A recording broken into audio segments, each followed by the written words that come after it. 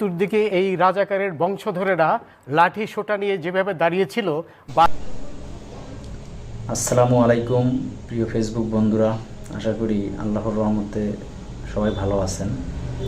তো বেশ কিছুদিন থেকে আমি ফেসবুকে কিছু কথাবার্তা বলতেছি, কারণ এখন তো আর আওয়ামী লীগ নাই। এখন মন খুলে সবাই সবার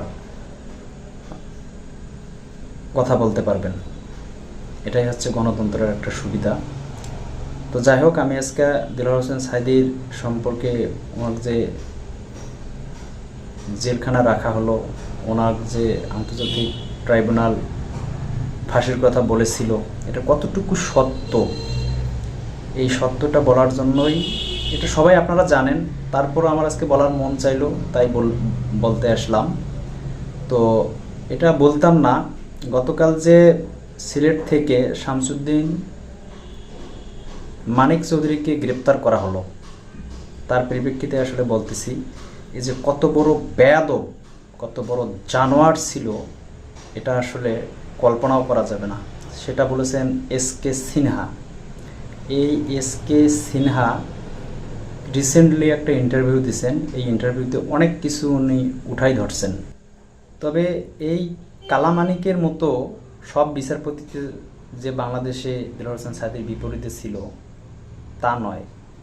দেলোয়ার হোসেন সাঈদী যে নির্দোষ ছিল, কয়েকজন বিচারপতির মধ্যে একজন বিচারপতি হলেন আব্দুল ওহাব। উনি একমাত্র ব্যক্তি বলেছিলেন যে দেলোয়ার হোসেন সাঈদী নির্দোষ, তার ফাঁসি হতে পারে না। কিন্তু এই কালামানিক বলেছিলেন যে না, উনি এটা করেছে, উনি সেটা করেছে, উনি এই করেছে, উনি এই করেছে, যার পরিপ্রেক্ষিতে আন্তর্জাতিক ট্রাইব্যুনাল সঠিক রায় দিছে, আর যার কারণেই আমি দেলোয়ার হোসেন সাঈদীর ফাঁসি চাই।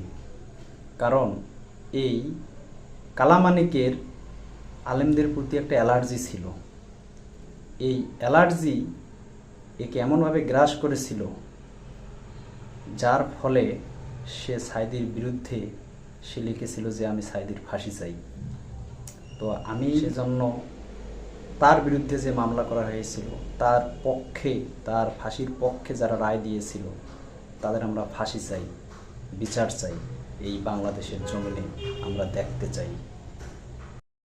অন্তর্বর্তীকালীন সরকারকে বলবো, এবং ছাত্র সমন্বয়কারী যে দুজন ভাই আছেন, তার সঙ্গে আমাদের আসিফ নজরুল স্যার, বিজ্ঞ আইনজীবী, তো আমি আশা করব যে আপনারা এই শামসুদ্দিন মানিক চৌধুরীকে